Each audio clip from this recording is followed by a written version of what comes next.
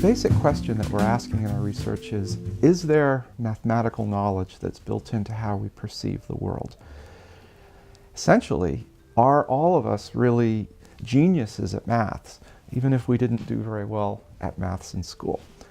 And so we know we have a sense for number, a sense for quantity, for more versus less, and we share this with non-human animals. And we know a lot about how we learn to count. Once we learn to count, then we learn to perform operations on numbers. We can add them together, we can multiply, and then we get a little further in school, we learn how to subtract, divide. That is, we learn algebra.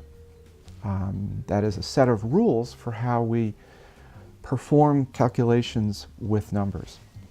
The goal of our research is to understand how deeply that mathematical understanding that's necessary for algebra sort of is built into how we see the world, literally how we see the world. And so to do this, we've devised a procedure that basically teaches people to perform algebraic calculations without use of numbers. So they can learn to add, subtract, multiply, divide without knowing what they're doing at all.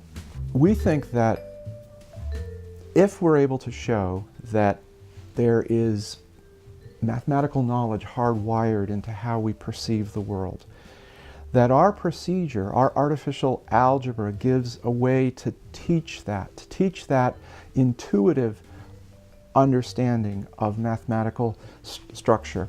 And we believe that it could lead to improved interventions for instance, for kids that are having trouble learning maths.